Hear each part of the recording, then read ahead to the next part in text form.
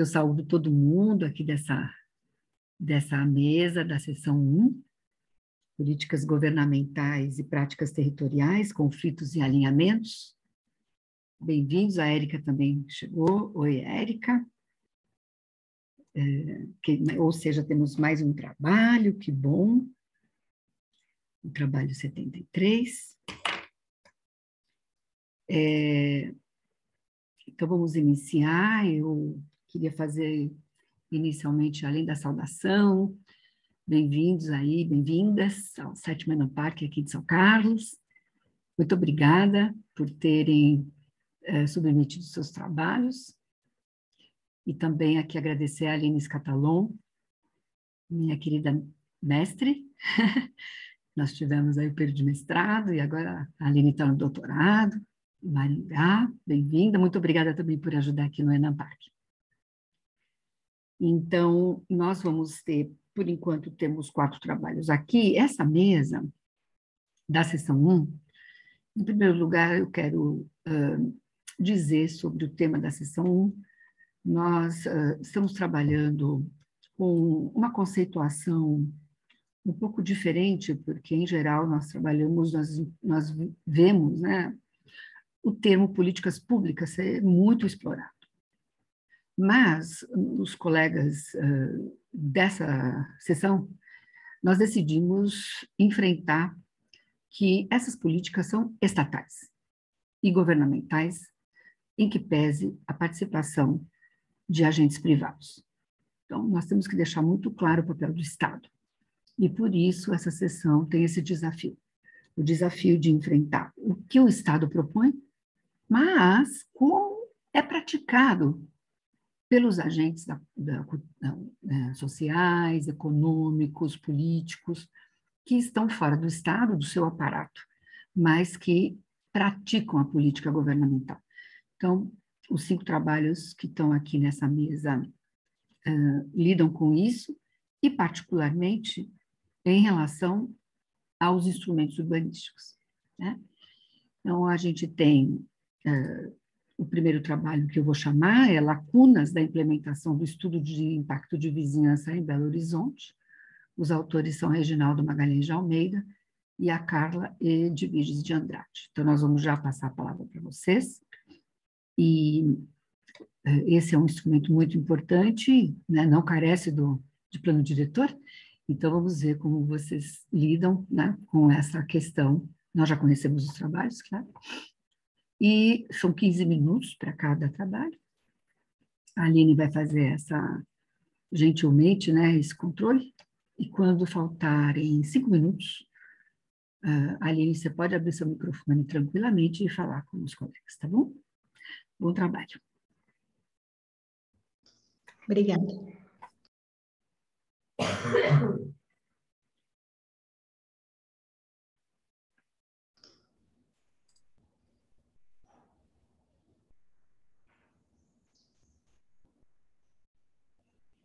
Reginaldo, seu microfone está desligado.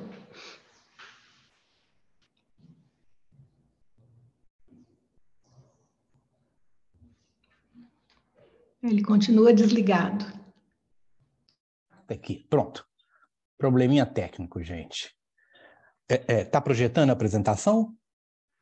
Tá, mas você consegue colocar em tela cheia? Vou colocar, sim, vou colocar.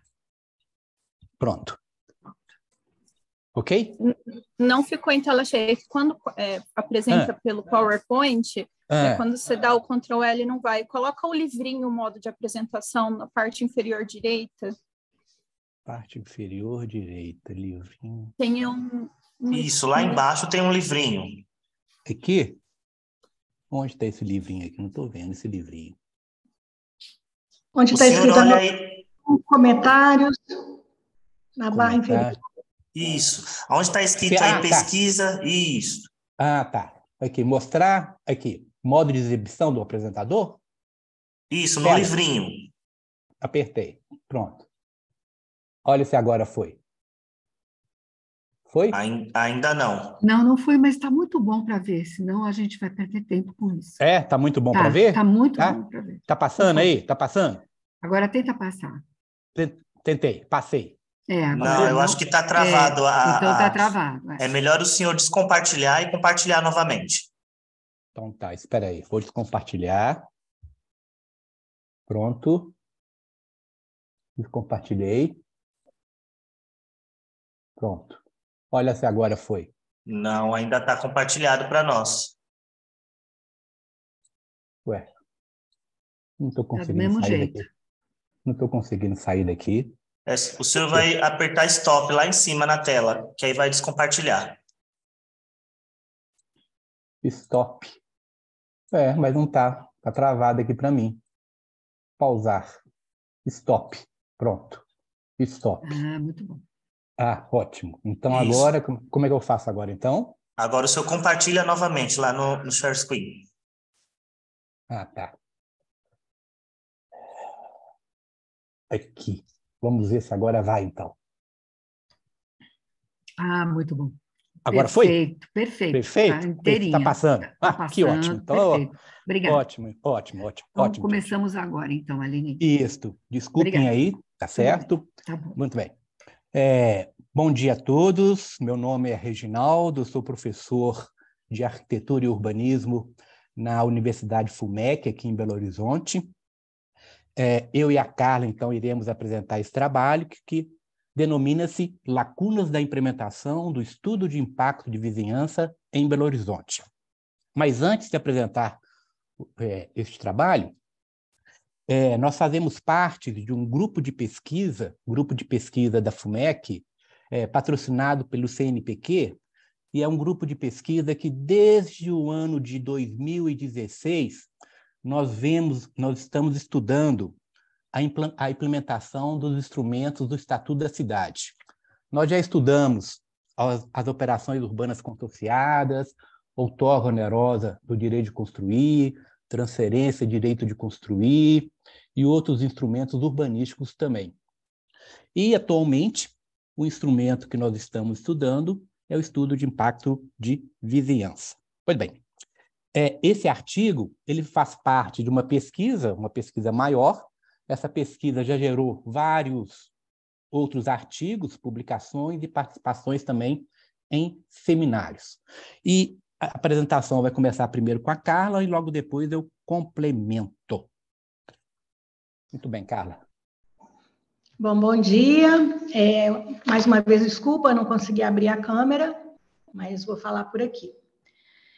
O Estatuto da Cidade, que foi aprovado em julho de 2000, regulamentou uma série de instrumentos urbanísticos, dentre eles o WAVE, com o objetivo de garantir o direito às cidades de forma democrática e participativa. Após mais de 2 décadas de sua aprovação, faz-se necessário avaliar sua aplicação, mensurando se seus objetivos foram alcançados. Com este trabalho, nós pretendemos analisar a eficácia da implantação do estudo de impacto de vizinhança em Belo Horizonte. Para tal, foram analisados processos administrativos de licenciamentos urbanísticos submetidos à Prefeitura de BH entre 2013, época que a Prefeitura começou a disponibilizar os licenciamentos no seu site oficial, até 2022. Os processos analisados abrangeram setores de serviço, residencial, comercial e misto. Pode passar, Reginaldo. Destacaríamos aqui algumas premissas básicas dentro desse contexto. A primeira delas é o conceito de função social da propriedade. Um dos preceitos constitucionais mais importantes do Estatuto da Cidade, que visa atender aos anseios da população, determinando a melhor maneira de construir o espaço urbano e retirando, dentro do possível, o poder dos especuladores imobiliários. Pode passar, Reginaldo.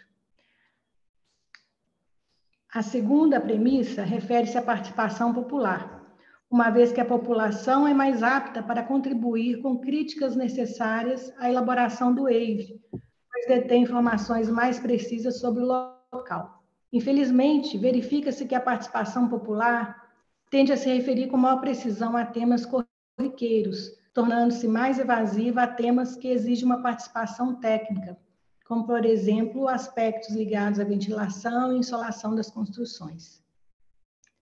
A terceira premissa seria a definição de empreendimento de impacto pela Prefeitura de Belo Horizonte, que seriam aqueles empreendimentos públicos ou privados que tendem a sobrecarregar a infraestrutura urbana da cidade. Essa definição foi introduzida pela Lei 7.565, de 96, no primeiro plano diretor da cidade. Pode passar. Primeiramente, é importante conceituar PLU, o Plano de Licenciamento Urbanístico. É o conjunto de medidas deliberadas pelo CONPUR, Conselho Municipal de Políticas Públicas. Como se dá o processo de aprovação do PLU? Primeiramente, os empreendedores contratam consultorias técnicas para a elaboração do WAVE. Nesse contexto, dificilmente uma consultoria emitirá parecer desfavorável para a construção do empreendimento. Depois de elaborado, o WAVE é encaminhado para a Secretaria de Planejamento Urbano, que faz uma análise prévia do estudo e o encaminha para o CONPUR. Caso o CONPUR aprove a análise, emitirá, então, o PLU, agregando, caso necessário, medidas compensatórias ou mitigadoras. O processo da aprovação do WAVE acontece durante a aprovação do licenciamento urbanístico. O primeiro plano diretor da cidade, aprovado em 96, criou o CONPUR, composto por membros indicados pela gestão pública municipal e membros da sociedade civil, e tem como objetivo deliberar sobre os EIVs. Entretanto, sua aplicação não foi detalhada, inviabilizando sua utilização. Somente em 2010 ocorreu seu detalhamento. Em 2019, o novo plano diretor da cidade ampliou os procedimentos para aprovação do WAVE. Após uma apresentação prévia do empreendimento para o CONPUR, a Prefeitura emite um roteiro para a elaboração do WAVE. Após essa etapa, o WAVE é submetido à apreciação do CONPUR, que poderá aprová-lo ou não. Em 2020, o Decreto 17.266 criou a Câmara de Análise Integrada para licenciamento de empreendimentos de impacto, com o objetivo de melhorar a integração entre os órgãos e entidades envolvidas no processo de liberação do WAVE, dando assim maior agilidade. Pode passar. Após a análise dos WAVEs, desenvolvemos tabelas com os impactos e medidas mitigadoras ou compensatórias mais recorrentes. Foi elaborada, então, uma comparação dos impactos apontados, positivos ou negativos, e as recomendações indicadas pelo corpo técnico da Prefeitura. Pode passar. Observamos que a maioria dos processos utilizaram os requisitos mínimos previstos no Estatuto da Cidade. Notamos também incoerências com relação às ações de mitigação e compensação. Faltaram indicações de medidas, como nos casos de alteração na iluminação e ventilação nas construções vizinhas. Não foram indicadas ações intensificadoras nos impactos positivos para ampliar seu potencial. E também não foram apresentadas alternativas locacionais, como ocorre nos estudos de impacto ambiental. Pode passar. Nós apresentamos aqui uma seleção dos impactos e ações mais recorrentes nos estudos analisados. Podemos observar algumas incoerências, principalmente com relação às ações de mitigação dos impactos negativos. Por exemplo, na segunda linha, onde foi constatada alterações na demanda de equipamentos públicos como um fator negativo, não foram indicadas ações que implicariam em significativas despesas. Na segunda linha tem um impacto negativo. Essas ações não foram sugeridas, pois implicariam em significativas despesas para o empreendedor, ou até mesmo deixar a cargo do Estado obras para melhoria da infraestrutura. Existe aqui uma grande discussão sobre quem caberia minimizar o impacto da demanda por equipamentos públicos de um novo empreendimento. Seria o poder público ou a iniciativa privada? Outro impacto comum, e que também não são citadas medidas corretivas, estão relacionadas a alterações na iluminação e ventilação nas construções vizinhas. Entendemos tratar-se de um impacto de grande amplitude e que normalmente é menosprezado. Seria o caso de propor uma alternativa locacional? Outros pontos de atenção: alterações na dinâmica mobiliária que podem, em determinados casos, proporcionar um processo de gentrificação do entorno imediato. Tampouco medidas intensificadoras de aspectos positivos são citadas. Por exemplo, construção de bicicletários, comuns em grande parte dos estudos. Entretanto, não foi sugerida a construção de ciclovias conectando os bicicletários com outros modais, como BRT e metrô, e nem parceria público-privada para oferta de aluguel de bicicletas, melhorando a capilaridade do transporte público nessas regiões. Pode passar. Aqui nós apresentamos as principais recomendações feitas pelos PLUs após a análise dos EIVs. Observamos que as recomendações mais frequentes estão relacionadas com a mitigação de impactos no trânsito, em detrimento, por exemplo, ações ligadas à sustentabilidade e habitabilidade. Implantação de projetos de drenagem pluvial, destinação de resíduos sólidos e controle da poluição sonora também são comuns. Notamos que as recomendações evoluíram muito pouco desde os primeiros EIVs apresentados até os dias atuais. Muitas indicações do Compur são padronizadas, ou seja, se repetem de forma literal em diferentes processos de licenciamento. Pode passar, ô, Reinaldo, agora com você. Comigo? Ótimo, Carla, obrigado. Ai, que bom, bem os 5 minutos que faltam, hein? Tá bom, vou tentar ser breve aqui. Tá, nós vamos já para a análise dos resultados e as considerações finais. Nas entrevistas que nós realizamos com os empreendedores, verificamos que existe um certo consenso deles com relação à morosidade do processo de licenciamento ambiental. Por diversas vezes, os empreendedores têm reclamado que o processo é bastante burocrático, apesar das tentativas do poder público de simplificar o processo. Né? Muito bem. Outra observação também, que apesar do avanço que nós observamos com relação à inclusão de alguns requisitos, além do previsto no Estatuto da Cidade, como, por exemplo, risco geológico, projeto paisagístico, ainda pensamos, né, que faltam alguns requisitos que poderiam ser acrescentados nas análises. São recorrentes como recomendações do poder público a implantação de projetos, como a Carla falou, projetos de drenagem pluvial, destinação de resíduos sólidos, controle de poluição sonora e a implantação de mecanismos de sustentabilidade. Normalmente, nos EIVs que nós analisamos, existe uma certa restrição aqui em Belo Horizonte dos empreendedores apresentarem como medida de mitigação esses mecanismos de sustentabilidade. E um dos motivos que nós observamos, né, na pesquisa é que a implantação desses mecanismos, né, significa um aumento de custo nos empreendimentos. E muitas vezes os empreendedores não querem arcar com esse aumento de custo.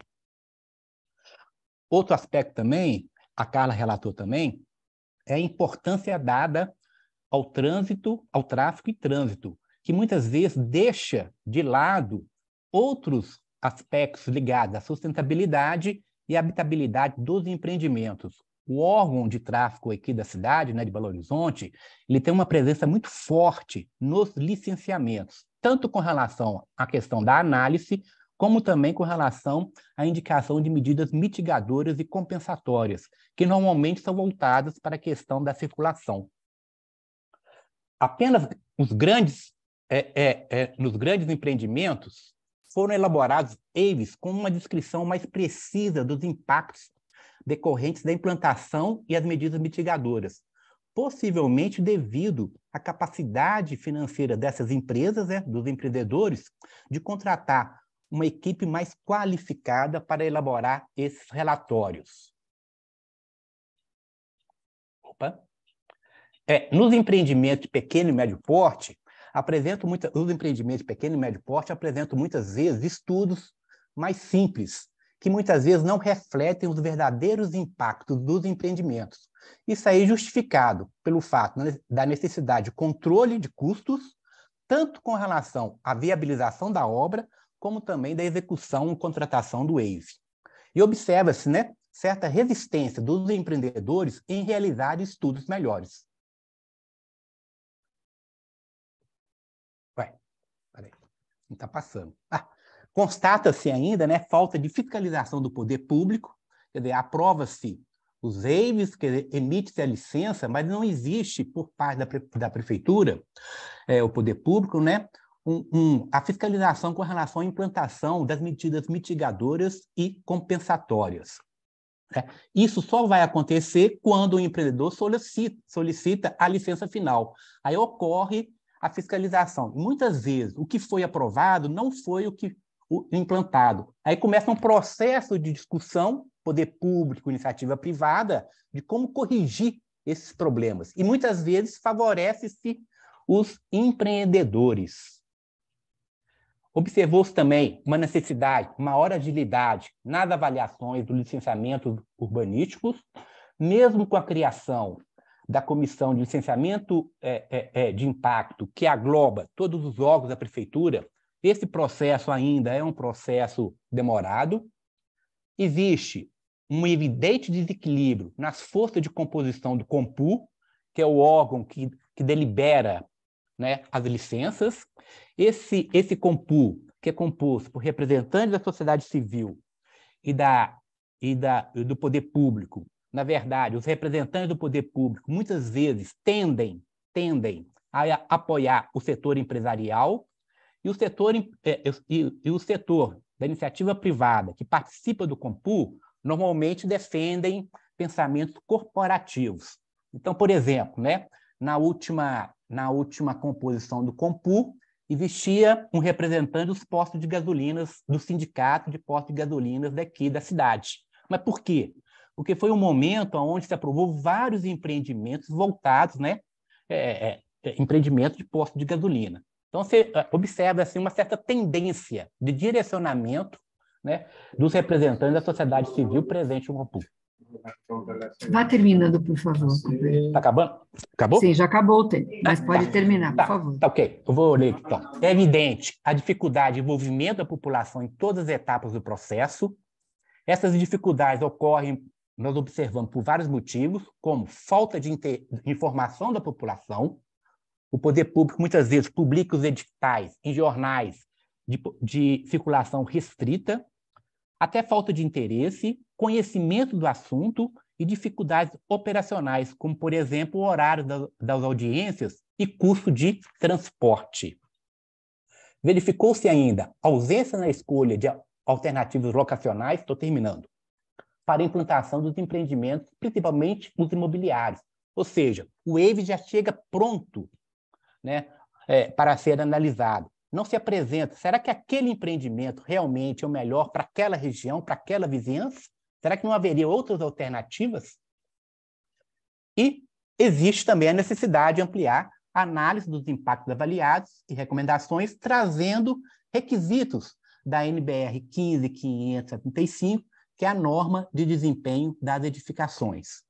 E, por fim, então, terminando, nós verificamos que, apesar de certos avanços que aconteceram nos últimos anos, com relação à aprovação, análise e implantação dos waivers, verificou-se que ainda existem muitas lacunas com relação a uma maior eficácia da implementação dos waivers em atendimento aos objetivos previstos no Estatuto da Cidade.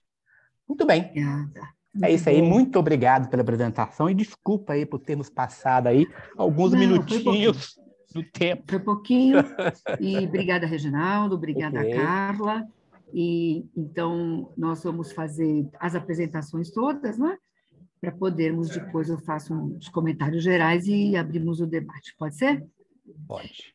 Então eu vou chamar agora a Érica Paulino, que tem o trabalho 73, Panorama da Regulação da Outorga Onerosa do Direito de Construir, na região metropolitana de São Paulo. É um outro instrumento importante aí, né, que foi aprovado, é um instrumento antigo, mas é um instrumento aprovado no Estatuto da Cidade em 2001, queria fazer apenas um reparo para a Carla, né, que foi julho de 2001, e vamos ouvir, então, a Érica Paulino no seu tempo. Obrigada, Érica. Bom dia, eu sou a Érica Paulino, eu sou mestranda em Planejamento Urbano e Regional na FAUSP e vou apresentar o panorama da regulação da outorga onerosa do direito de construir na região metropolitana de São Paulo, com o objetivo de compreender os avanços da regulação na região e sua relação com a produção imobiliária. A metodologia foi a análise da produção imobiliária da região metropolitana desde meados dos anos 2000, um levantamento da regulação da outorga onerosa em 2012 a partir da pesquisa Munique e em 2022 a partir do levantamento da legislação dos municípios. E aí eu faço um recorte na sub-região oeste da região metropolitana para fazer uma análise mais detalhada de fatores relevantes para a efetividade da aplicação da outorga. Aqui a gente vê a produção imobiliária desde 1985 até ali 2007, ela é muito concentrada em São Paulo e nas cidades mais próximas, como Guarulhos, Osasco e região do ABC. A partir de 2007, há um aumento considerável na produção que se expande para porque a Letícia Siglo chama de periferias consolidadas, para áreas onde a gente não tinha tanta atividade no mercado imobiliário antes, que é o período do boom imobiliário. Entre 2014 e 2017, com a crise política e econômica do país, teve uma considerável diminuição da produção, então essa produção se retrai novamente para aquelas cidades já mais consolidadas, que a Isadora Oliveira. Desculpa. Aqui a gente tem o gráfico dessa produção. A gente vê que aqui o período do boom, que a partir de 2007 tem aí um considerável aumento da produção, seguido ali por aquele período da crise político-econômica, entre 2014 e 2017, com essa queda da produção, aqui é São Paulo e aqui é a região metropolitana. Entre 2018 e 2019, a gente começa a ter uma recuperação que é afetada pela pandemia, principalmente na região metropolitana, que começa já a se recuperar em 2021 com o avanço da vacinação e a retomada da economia. Em 2012, eram 56% dos municípios da região metropolitana que adotavam a outorga onerosa. Em 2022, esse número salta para 92%, e a gente pode notar que na maior parte de onde houve essa produção imobiliária, acontece essa adoção. E se são 92% que adotam, somente 56% regulamentam para que ela possa ser efetivada. Mas, de novo, a gente pode notar que a maior parte de onde ela é regulamentada também é onde ocorreu atividade imobiliária significativa, tirando alguns casos. E a regulamentação ela acontece, sobretudo, pelo plano diretor. 59% dessa regulamentação é feita pelo plano diretor, seguido pela lei específica e alguns casos são através do zoneamento. Seguindo para a sub-região oeste, eu faço esse recorte porque a minha pesquisa de mestrado ela se dá em Osasco, então é uma área de interesse de estudo meu, mas também são casos que dão alguns exemplos de regulamentação por lei específica, pelo plano diretor e que cidade que somente adota. Barueri é um caso bastante peculiar aí no estudo, porque ele tem sucessivas revisões do plano diretor e do zoneamento, eles regulamentam num determinado momento a outorga onerosa e em seguida essa fórmula desaparece e ela deixa de ser auto-aplicável, e leva a gente a questionar um pouco essas re-regulações frequentes, quais são as verdadeiras intenções dessas regulamentações, principalmente considerando essa retirada da outorga. O coeficiente de aproveitamento básico, ele é largamente difundido pela literatura para que ele seja básico, que o coeficiente básico seja único e unitário, mas ainda há uma grande dificuldade da implementação desse coeficiente básico único e unitário, e só ocorre em Jandira e Carapicuíba. E a gente vê nessas cidades coeficientes básicos altos, como que chegam a 4 em Osasco e Barueri e 2 em Itapevi. O coeficiente de aproveitamento máximo ele deve ser estabelecido de acordo com a oferta de infraestrutura, equipamentos públicos e as intenções de adensamento. Em Itapevi, a única cidade das analisadas que são claras essas intenções de adensamento, são parâmetros mais restritivos onde se pretende conter o adensamento nas áreas de proteção ambiental, déficit de oferta de infraestrutura. E o adensamento é relacionado à otimização de infraestrutura e desenvolvimento econômico. Osasco adota um coeficiente máximo generalizado, desconsiderando as especificidades de cada região. Barueri adota uma variação entre 1,1 e 5 e que se altera de acordo com uso e zona. Então, determinada zona pode ter diferentes coeficientes básicos. Máximos, desculpa. O coeficiente de Carapicuíba estabelece somente o coeficiente máximo nas EIs, 4, e deixa para a revisão da Lei de Uso e Ocupação do Solo o estabelecimento do restante, dando a diretriz de máximo 6. E Jandira estabelece de 1 a 5, mas não fica claro essa relação de intenção de adensamento com a relação com a infraestrutura, já que tem áreas com diferentes ofertas de infraestrutura, mas com o mesmo coeficiente.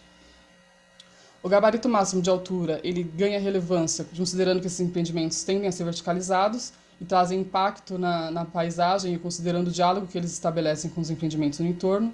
Esse empreendimento aqui é um empreendimento em Osasco, que ele se põe junto ao Golf Club, que tem causado bastante polêmica na cidade, porque ele vai formar esse paredão de 45 metros, 45 andares, e ao redor tem perfil horizontal e vai gerar um sombreamento muito forte nessas casas.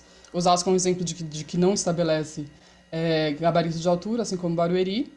Carapicuíba traz uma limitação de altura para HIS no entorno da aldeia de Carapicuíba, e Itapevi e Jandira estabelecem diferentes gabaritos. As isenções, elas são utilizadas para incentivar ou mesmo viabilizar determinados usos, principalmente a habitação de interesse social, que é o caso de Carapicuíba, diretamente é estabelecido que é a isenta. Itapevi e Osasco, eles induzem o não pagamento da outorga através de coeficientes básicos diferenciados, e Jandira através do fator de planejamento e social. As áreas passíveis de aplicação, elas devem ser estabelecidas pelo plano diretor, segundo o Estatuto da Cidade. O que a gente nota mais claramente é a exclusão de áreas onde não deve ser aplicada a outorga onerosa, principalmente áreas de proteção de patrimônio histórico e artístico e áreas de interesse ambiental como Carapicuíba, Jandira e Barueri, como é o caso aqui do lado da aldeia de Carapicuíba. E Osasco exclui apenas bairros de caráter residencial e ambiental, e Itapevi não exclui, apenas adota índices mais restritivos nas áreas ambientais. O controle da outorga é uma fragilidade nas regulamentações, considerando que é difícil o estabelecimento do estoque de grande complexidade, de difícil calibragem. Então, em geral, acaba sendo demandado um acompanhamento através dos conselhos municipais, sem uma definição clara de como esse monitoramento vai ser feito, fazendo com que ele muitas vezes não seja efetivado. É o caso aí de Carapicuíba e Itapevi. Jandira não somente resguarda ao órgão competente o indeferimento de projeto que implique prejuízos ao interesse coletivo, mas não deixa claro quem é o responsável pelo controle da aplicação. Osasco é a única cidade que tem parâmetros mais específicos, que é o encaminhamento do projeto para uma comissão especial de análise de outorga em bairros que ultrapassem 300 unidades outorgadas, mas essa configuração também gera estudos caso a caso, não deixando muito claros quais são os critérios adotados. O cálculo da contrapartida em todas essas cidades se baseia na planta genérica de valores, que tem uma alta complexidade técnica e política para atualização, que faz com que elas muitas vezes permaneçam defasadas. Há uma adoção de um fator de correção generalizado em Osasco, Itapevi e em Barueri, fazendo com que haja um desconto indiscriminado no valor venal na hora da aplicação da fórmula. Então, Carapicuíba é a única que adota o valor do metro quadrado da outorga como o mesmo do valor venal. Osasco traz uma possibilidade de pagamento da contrapartida através de uma contrapartida física, que é a construção de HIS, construção e ampliação de equipamentos públicos e doação de áreas de interesse público. Jandira tem algumas especificidades, é a única que adota fatores de planejamento e sociais. Os valores de compensação são indexados em unidade fiscal do município, que leva a uma atualização monetária anual, diferente das outras cidades. E o coeficiente de aproveitamento básico, ele entra como divisor, o que, se ele for menor do que 1, ele acaba majorando, como é o caso das áreas ambientais, o que é favorável, já que se pretende conter o adensamento. Mas se houver uma alteração do coeficiente básico para superior a 1, vai fazer com que essa contrapartida seja minorada, o que não é favorável, considerando os princípios da outorga onerosa. Os fatores sociais de planejamento, eles são utilizados para incentivo dos estímulos de determinados usos em locais específicos, e junto com o coeficiente de aproveitamento máximo e o fator de planejamento e social, eles podem contribuir para a orientação do desenvolvimento urbano. É o caso, por exemplo, 5 minutos, Érica. Ok. É o caso, por exemplo, da habitação de mercado popular e do uso misto, que podem ser incentivados.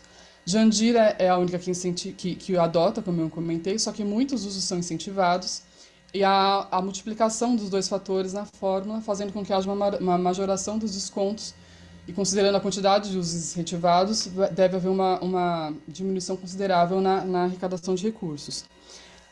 O único local onde o fator de planejamento social é 1 são em áreas onde se pretende conter o adensamento, que é ou a área de interesse do mercado, que são empreendimentos multifamiliares. A destinação de recursos, ela tem um rol principal, um rol indicado pelo Estatuto da Cidade. Em geral, essas cidades elas atendem esse rol, mas elas abrem para algumas situações, como sistemas de informação relacionado à política urbana, conferências, elaboração de estudos, que pode fazer com que se escape um pouco desse direcionamento desses recursos, principalmente em Osasco, em que se abre uma possibilidade de aprovação pelo Conselho dessas aprovações do que vai ser elaborado. Em Itapevi é a única cidade que faz uma destinação de porcentagem específica, demandando 25% para o Fundo Municipal de Habitação e 10% para gerenciamento de obras e elaboração de projetos, e todas elas possuem o fundo específico e conselhos gestores deliberativos. Por fim, as considerações finais. Há um avanço considerável na adoção da outorga na região metropolitana de 2012 a 2022, para 2022, mas há uma lacuna entre constar no plano diretor e a regulamentação da outorga para aplicação. Os planos diretores têm um papel importante nessa regulamentação dos municípios, o que favorece a vinculação dessa regulamentação com as intenções de orientação de desenvolvimento urbano. Diversas cidades onde houve o aquecimento do mercado imobiliário nos últimos anos promoveram a regulamentação do instrumento, o que leva a gente a questionar se a atuação do mercado imobiliário acaba estimulando essa regulamentação, considerando o impacto, por exemplo, do boom imobiliário sem um planejamento prévio, ou mesmo a se perceber que se pode captar recursos com essa atividade. E quanto aos fatores relacionados à efetividade da aplicação da outorga, de maneira a orientar o desenvolvimento urbano e possibilitar resultados redistributivos, ainda é necessário um avanço maior. Como a gente viu, a composição com as plantas genéricas de valores faz com que elas acabem ficando muito defasadas. Aí tem o caso de Jandira, que tem essa unidade, a expressão em unidade fiscal do município, que pode levar a uma atualização automática, atualização automática, mas embora que ela não reflita as dinâmicas do mercado, mas ao menos traz essa atualização, não fica congelado o valor. A adoção dos fatores de correção, eles dão esse desconto generalizado, prejudicando a obtenção dos resultados redistributivos, e a multiplicação dos fatores sociais e de planejamento na fórmula, em paralelo com a sua concessão para muitos usos, também pode minorar demasiadamente essa arrecadação. O coeficiente de aproveitamento básico único e unitário ainda tem muita dificuldade em ser implantado, e a gente nota coeficientes muito altos, como em Osasco chega a 4, levando a não cobrança, inclusive, de outorga, e os coeficientes máximos ainda não têm necessariamente essa relação clara com a oferta de infraestrutura e equipamentos públicos. E é isso. Aqui as referências bibliográficas e o meu contato, e obrigada. Muito obrigada, Érica. Os dois trabalhos até agora já tem muitas questões importantes aí para discutirmos, mas vamos fazer então a passagem para o terceiro trabalho, não é? Pulando então a Larissa, a Aline informou que Larissa e Tomás apresentaram ontem. Então agora nós temos na sequência o 533, que é do Dario Arthur Cancela Tonhato com a Paula Freire Santoro, a geografia política dos rezoneamentos na gestão Bloomberg, de 2002 a 2013, em Nova York, nos Estados Unidos da América. Então, Dario, a palavra é sua, bom trabalho. Obrigado. Vou compartilhar aqui com vocês.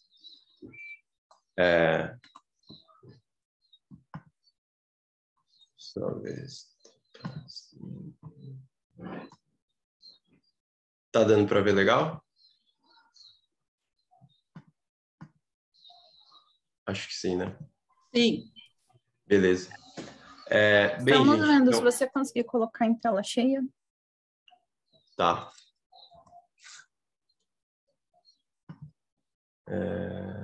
Eu estou vendo bastante bem, é como se a tela praticamente estivesse cheia. Tá. Não tenho problema, acho que nós não. Então, gente, esse artigo faz parte do meu mestrado na FAUSP, que eu sou orientado pela Paula Freire Santoro, na área de planejamento urbano. Ele chama Geografia Política dos Rezoneamentos na Gestão Bloomberg, nesse período, né, de 2002 a 2013, que foi uma gestão de 3 mandatos de um prefeito, por isso que a gente fez esse recorte. Só para contextualizar, eu estou estudando em Nova York, né, no meu mestrado, porque no primeiro semestre de 2020 eu fiz um estágio de pesquisa em Nova York, em que eu estabeleci o contato com 2 professores de lá, da área de planejamento urbano, e eu faço essa parceria com a Paula, que também estuda em Nova York, e a gente tenta fazer essa troca entre pesquisadores das 2 cidades. Bem, só com uma noção fundamental, né, para partir e para apresentar esse trabalho para vocês, nos Estados Unidos, o zoneamento ele ainda é a principal ferramenta mobilizada para promover mudanças no território por parte das prefeituras. Então, muitas vezes, quando os planejadores tentam induzir mudanças, até mudanças que estão para além propriamente do escopo do zoneamento, né, mudanças urbanísticas, eles vão tentar promover mudanças nos códigos do zoneamento e no território, para assim conseguir diversos objetivos. Esse é um estudo que a gente tenta desenvolver, entendendo o zoneamento no seu aspecto, acho que até o Lália falou um pouco sobre isso na introdução, que foi legal, no seu aspecto técnico, né? Ou seja, ele é um objeto de estudo que demanda informações técnicas, porque ele faz parte do campo da arquitetura e do urbanismo, mas ele também é fundamentalmente político, justamente porque ele envolve decisões que estão no campo da política institucional, tanto de pessoas, funcionários públicos, né, que muitas vezes estão enfatizando mais um caráter técnico, quanto políticos eleitos.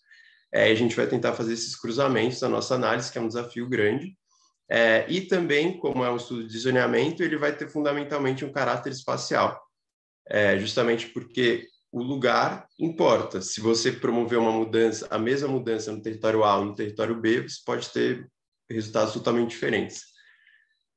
Então, também outra noção fundamental é que a gente tem que entender a regulação do setor privado nessa encruzilhada entre o setor público, as demandas do mercado e a sociedade civil. A gente também usa como hipótese que o zoneamento ele tem tanto sucesso, tem tanta longevidade nos Estados Unidos, em muitos municípios, justamente porque ele permite que atores, tanto da sociedade civil como do mercado, participem, se engajem e mudem o código, enfim, com resultados diversos. Então, ele abre o Estado, né, para a participação de outros atores. Bem, o zoneamento em Nova York, ele é um zoneamento euclidiano, né, tradicional dos Estados Unidos. Ele opera fundamentalmente numa lógica de restrições. Então, você vai sempre restringir usos, forma, volume em um determinado lugar. Então, ele está estruturado nesses princípios. E ele vai produzir, fundamentalmente, mapas, códigos, burocracias e instrumentos. Aí, o nosso estudo é fazer esse caminho reverso, né? A gente estuda os mapas, os códigos, as burocracias e os instrumentos para entender essas restrições, para entender quais são os efeitos desse zoneamento. Uma coisa que é importante também para entender sobre Nova York é que lá você tem uma revisão geral do zoneamento em 1961, ou seja, bastante tempo atrás, e desde então ele é revisto constantemente de forma parcelar. Então, qualquer atores diferentes, tanto do poder público como do mercado, né, incorporadoras, empreiteiras, podem pedir alterações parciais do zoneamento. Então, o produto disso é um código de zoneamento, que ele é um mosaico que muitos autores chamam de remendado, porque ele tem uma base, que é de 1961, e aí vão se sobrepondo alterações, que é um desafio também para estudar. Então, a gente se faz essas perguntas, né? Porque a gente vai estudar os rezoneamentos, ou seja, quando se altera o zoneamento, né? Então, qual que é a dimensão dessas alterações, né? Isso é relevante. Quais são as características que se buscam, que estão se alterando, né, nesse período que a gente pegou para estudar? E como é que a gente pode pensar quais são os agentes que estão interessados nessa mudança, né? O que está movendo essa mudança? E se a gente poderia estabelecer relações entre agentes específicos e essas mudanças, né? Justamente pensando as proposições técnicas com a sua mobilização política. Então, a gente usa um estudo de caso que é muito representativo, porque o Bloomberg é conhecido, e isso na literatura, quem pegar para ler fica muito claro, por ser um prefeito que usou a máquina pública para produzir mudanças urbanísticas. Isso vai ser bem importante. E como método, a gente usou bastante o geoprocessamento, uso de banco de dados e uma classificação específica que eu vou apresentar agora, justamente para a gente conseguir entender o que foi alterado e onde foi alterado. Então, o primeiro resultado aqui que a gente tem é a gente mapear quais foram as alterações e quais foram as dimensões dessas alterações. Então, nesse período, a gente teve 325 zoneamentos, que estão com a dimensão espacial já colocada, 184 pedidos que foram aprovados foram de proponentes privados e 141 do poder público. Aí a gente já vê uma distinção de como o poder público teve uma atuação bastante diferente da iniciativa privada. Como vocês podem ver aí nessa cor mais clarinha, os rezoneamentos do poder público, eles têm uma área de abrangente de uma dimensão mesmo bastante grande. Porque você teve um processo muito grande do próprio órgão de planejamento local de promover mudanças nos zoneamentos dos bairros. Então, foram 141 mudanças, então teve uma dimensão bastante significativa. O próximo desafio era tentar entender quais foram essas mudanças, porque, claro, cada rezoneamento é diferente. Então, a gente usou uma classificação de um autor que a gente gosta bastante, que é o Léo Goldberg, que ele vai tentar entender os rezoneamentos a partir da densidade permitida e dos tipos de uso como principal critério para entender qual que é o tipo de mudança que está sendo promovida. Então, ele vai falar que nos Estados Unidos existem basicamente dois tipos de rezoneamento, os downsonings e os upzonings. Em termos bastante simples, né? O upzoning ele vai tentar induzir no território uma verticalização. Então, você vai aumentar as densidades permitidas.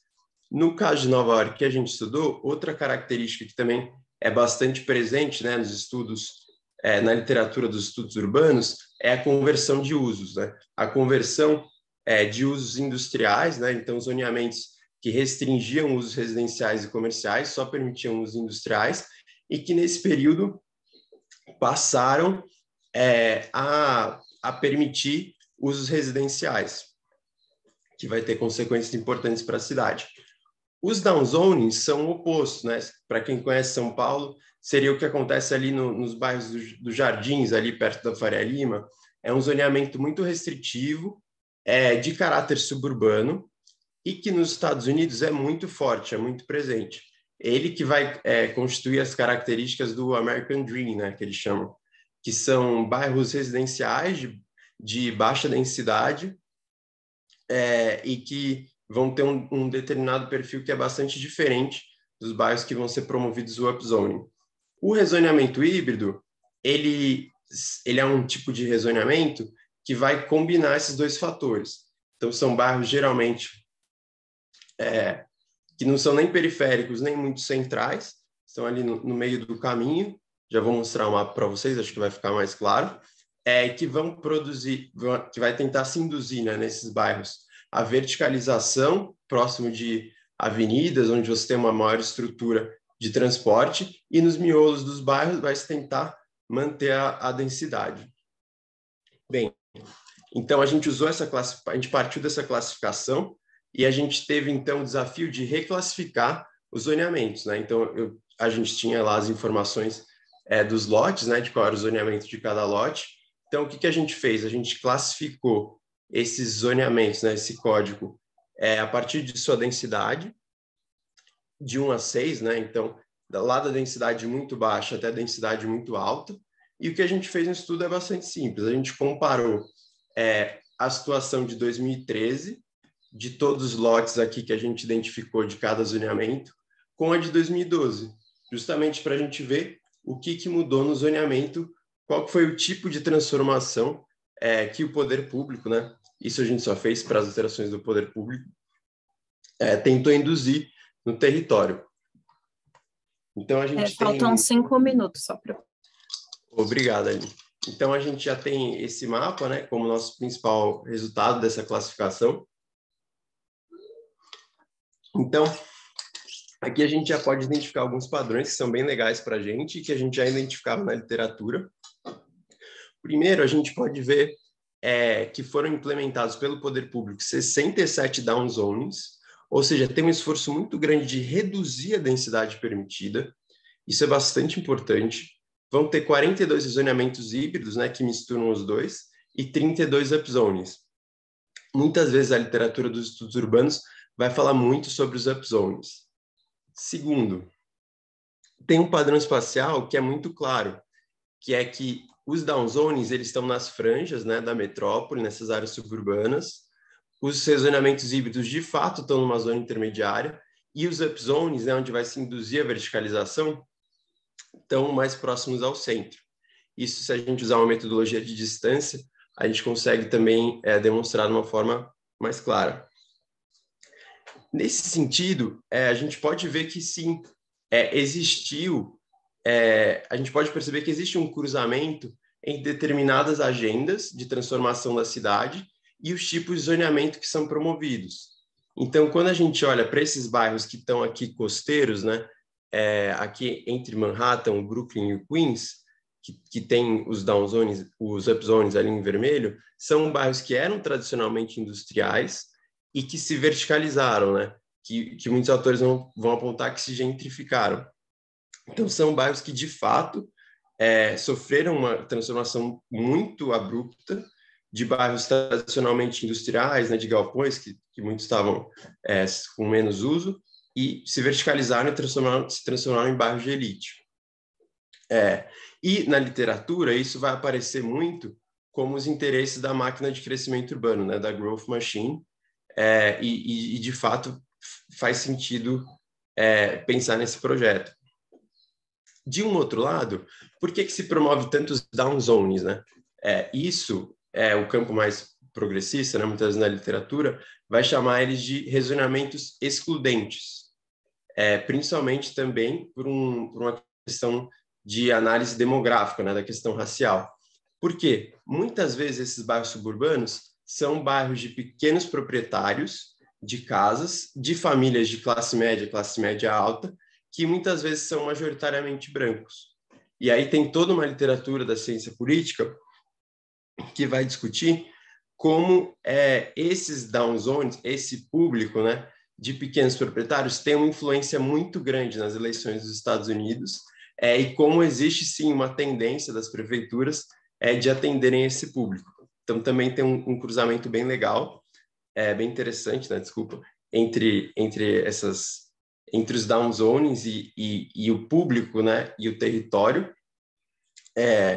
E, por fim, a gente pode, enfim, nessa análise, né, que é parcial, a gente pode perceber que, de fato, existe, quando a gente olha para os rezoneamentos, um cruzamento entre esses aspectos técnicos, né, do tipo de mudança do território e dos agentes envolvidos na própria agenda política da cidade. Bem, aí essa é a nossa análise, e aí no meu trabalho de mestrado o que a gente tenta fazer é uma comparação entre essa gestão do Bloomberg, que é uma gestão de um político, né, da direita, enfim, um político tradicional, com a política do Bill de Blasio, que é o prefeito que sucede ele, que faz 2 mandatos, que é um prefeito progressista, e aí ele vai ter uma agenda política que uma agenda de rezoneamentos que é totalmente diferente. Então também permite outras comparações. Mas é isso. Obrigado, gente. Obrigada, Dario. Muito obrigada. Aí muitos elementos aí para o debate com os outros trabalhos, né? Que bom. Obrigada. Então, agora nós vamos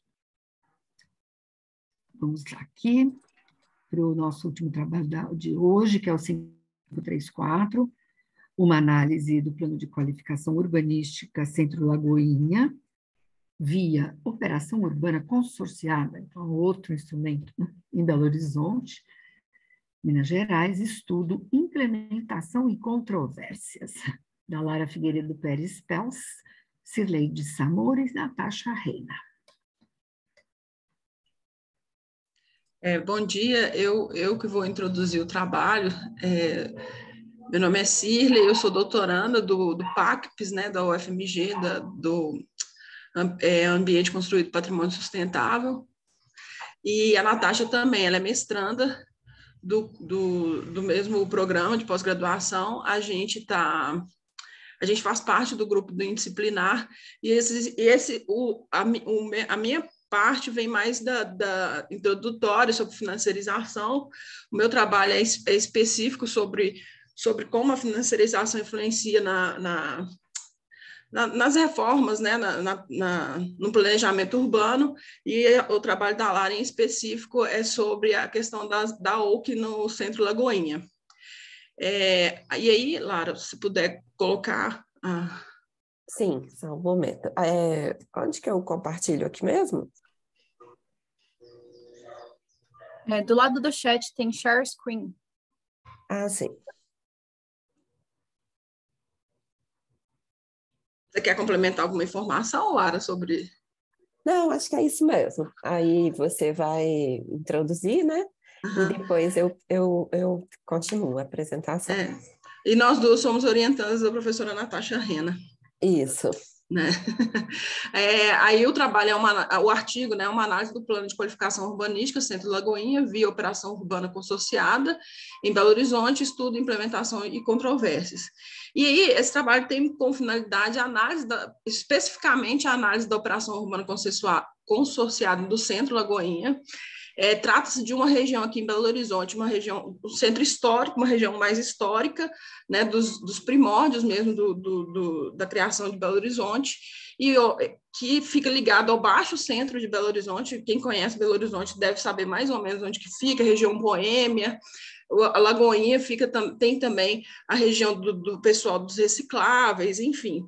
Então, mas por se tratar de uma região central, ela tem muita disputa, né, com relação a isso. E aí a apresentação vai ser dividida em duas partes. A primeira vai ser a introdução introdução mesmo, e aos mecanismos da Lei 10.251, e a segunda parte será apresentada, né, a OAK Centro Lagoinha e as correlações de forças e como é disputado esse espaço no município, né? E a conclusão que a Lara vai fazer. A gente começa... Pode passar, Lara, por favor. Cirlei, você pode colocar a apresentação em modo total, por favor? É porque a Lara... Lara, no livrinho, por favor.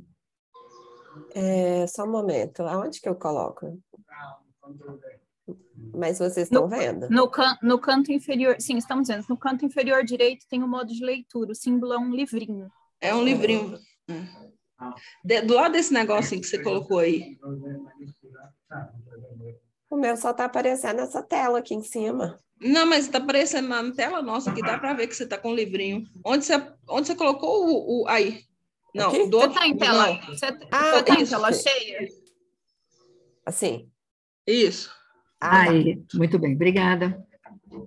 Isso.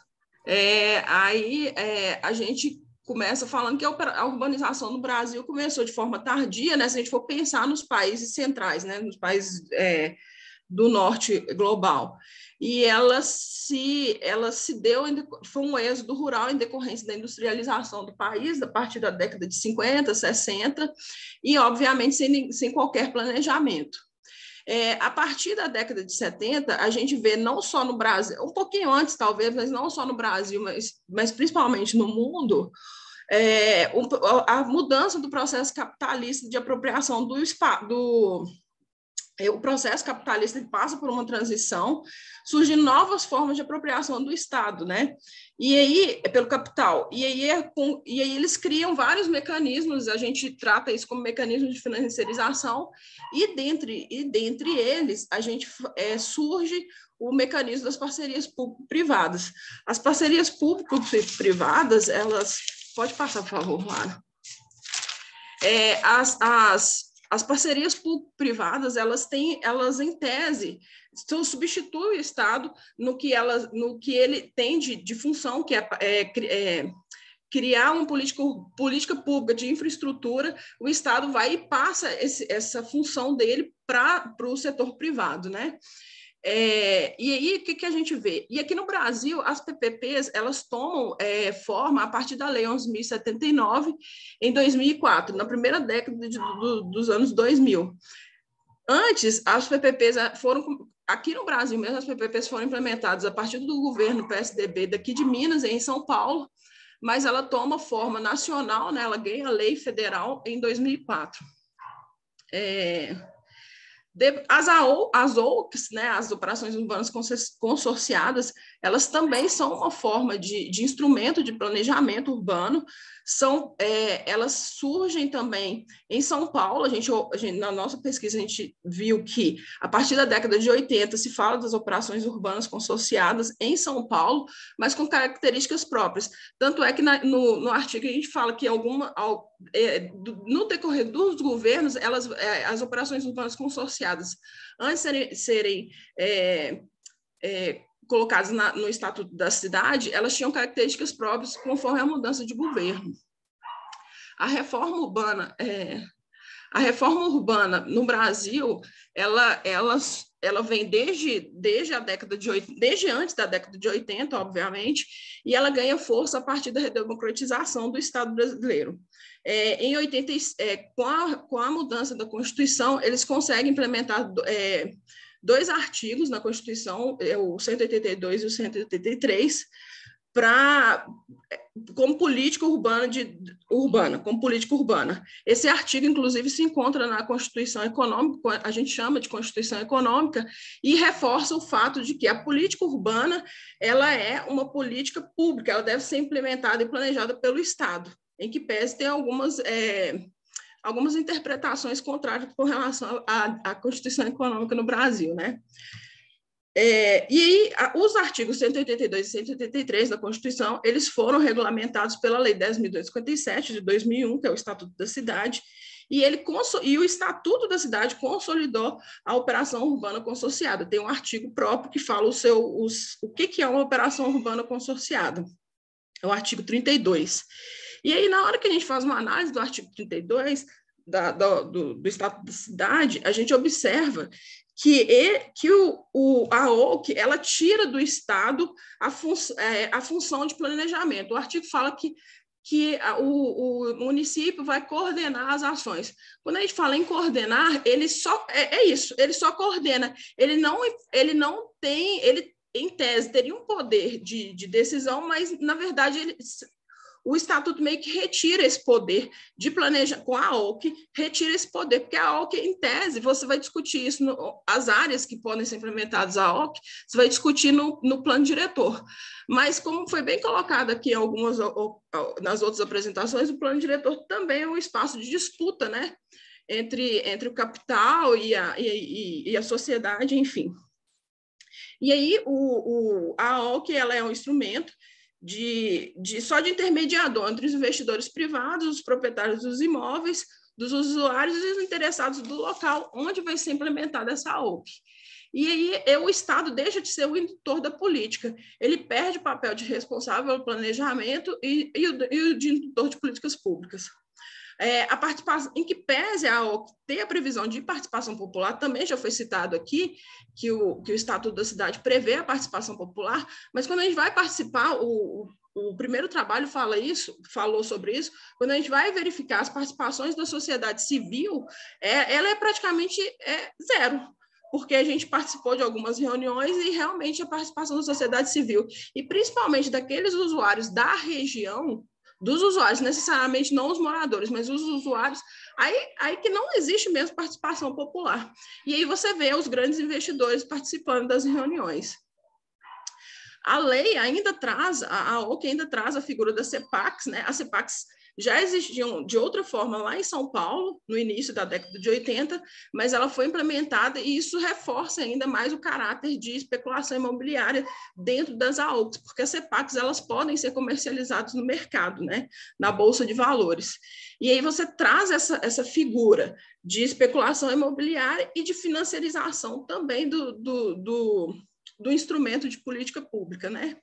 Em BH, especificamente, além da OUC, ainda existe a Operação Urbana Simplificada, que ela é um pouco diferente Lara, pode passar. Que ela é um pouco diferente é verdade. Ela é um pouco diferente da operação urbana consorciada, porque, na verdade, a operação urbana consorciada, todo o dinheiro, em tese, que se levanta, deve ser investido na própria operação urbana, e no caso da simplificada, você pode escolher outras áreas na cidade para poder investir. Enfim. E aí também o que se abarca na operação urbana simplificada também às vezes é uma região, um território bem pequeno, né? Menor. O Estatuto da Cidade ainda, pode passar, por favor, Lara. O Estatuto da Cidade ainda traz outros instrumentos de regulação, de planejamento urbano, como o IPTU progressivo, a transferência de direito a construir, a contribuição de melhoria, a outorga onerosa, enfim. E aí a parte introdutória que eu tinha para passar para o trabalho era essa. Aí a Lara vai falar sobre... Olha, faltam 5 minutos. Tá bom. Então, né, a gente já falou das operações urbanas consorciadas e simplificadas, né, que essas simplificadas só ocorrem em Belo Horizonte, né, específico daqui, mas eu vou apresentar 3 operações urbanas, foram, né, 2 tentativas e uma atual, né, que está em curso, como, né, tipo, as operações urbanas, elas foram implementadas, né, desde o primeiro plano diretor, que é o de 96, o plano diretor que chamava só como operações urbanas, o de 2010, né, depois do Estatuto da Cidade, ele traz essa subdivisão, né, que seria nas simplificadas e consorciadas. Essa operação urbana que eu vou falar, que chama Nova BH, ela correspondia a 7% do território. E só que ela estava fazendo, inclusive o nosso grupo de pesquisa, né, o Indisciplinar da UFMG, junto ao Ministério Público, conseguimos fazer uma denúncia e paralisar essa grande PPP, né, que ela estava repleta de irregularidades, sem parceria sem participação popular. Foi feito todo o estudo, impacto de vizinhança, todos os estudos foram elaborados por empresas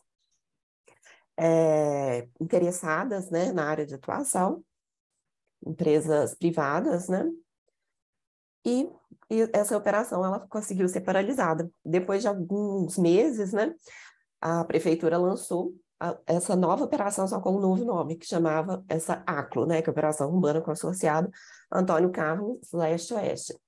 Ela correspondia a cerca de 10% do território, né, e por enquanto, aqui eu vou trazer uma imagem, e dá para a gente ver mais ou menos onde que seria a área de atuação da OUC Nova BH, e aqui da ACLO, né? Ou seja, até ela foi em termos territoriais, foi até um ganho, né? Porque ela abrangeu as áreas, né, das extremidades, né? Que a gente chama que seriam áreas mais carentes, né, de recursos, principalmente infraestrutura, né? Ou seja, com aquilo que a Cirlei falou, dos CEPACs,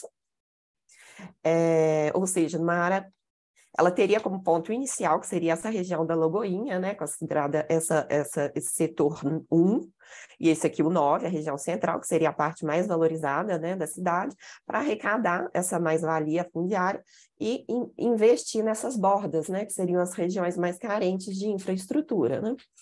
Aqui é um mapa dos setores, né, tem o setor 1, 2, 3, por aí vai, né, começando, né, dá para notar que a região de início seria essa região central, que a gente já citou, ou seja, né, que atrai mais investidores, considerada, né, um local que já é dotado de infraestrutura e tal.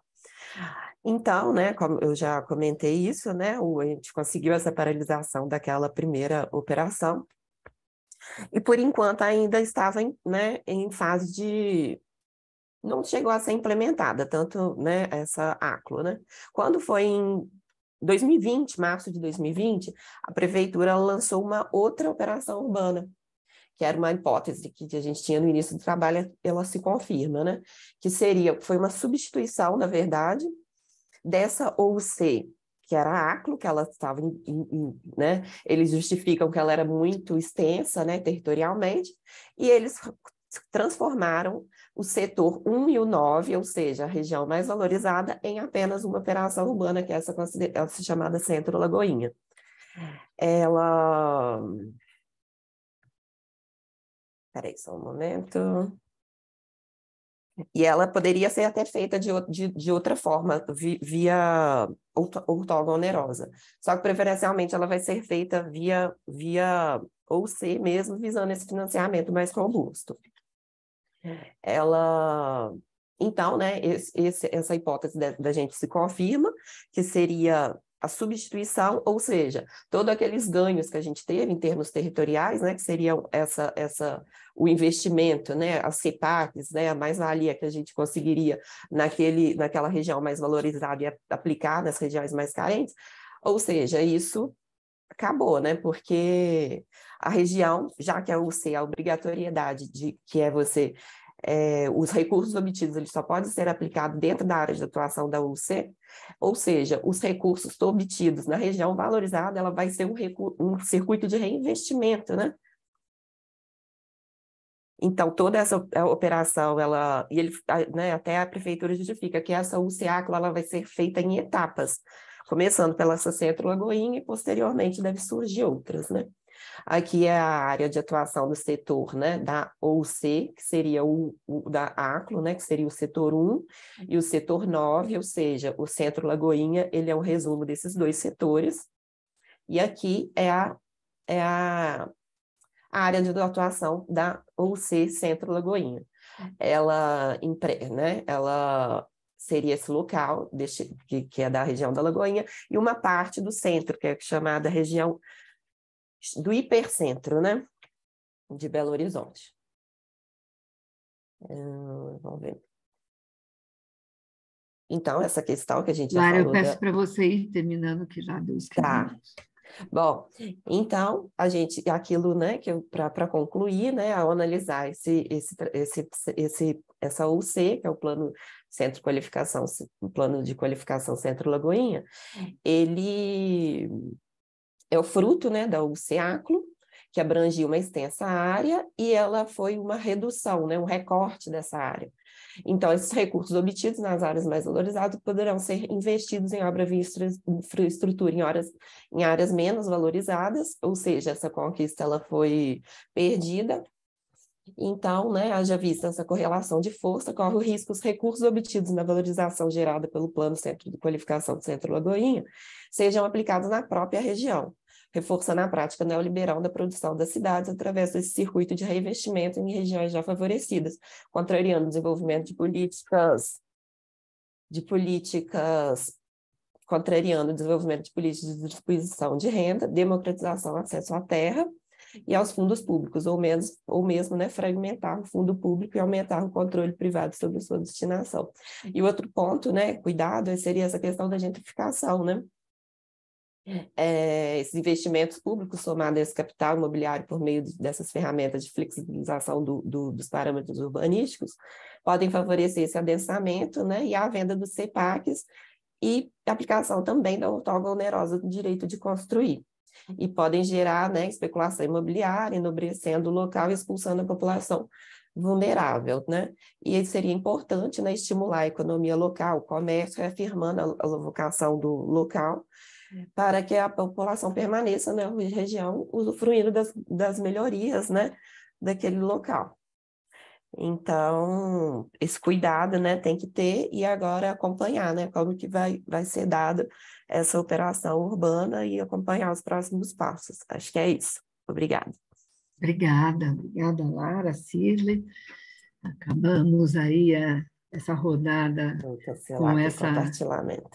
com essa enorme contradição, muito clara nesse trabalho, aí, assim como em todos os outros trabalhos muito bem estruturados, apresentados, com metodologia clara.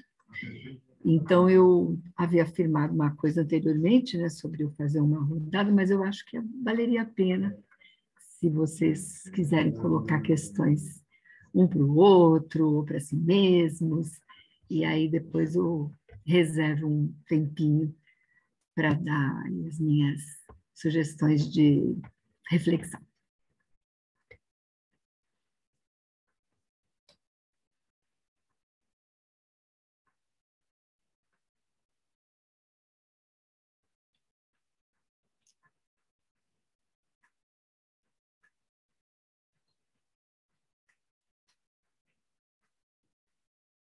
A palavra está aberta.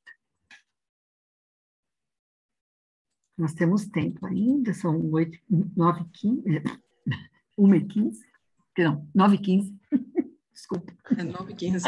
Desculpa.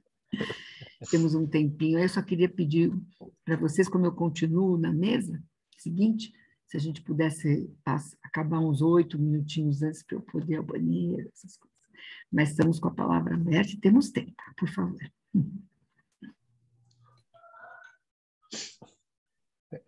Eu posso começar, então? Por favor, Reginaldo. Posso? Ah, tá.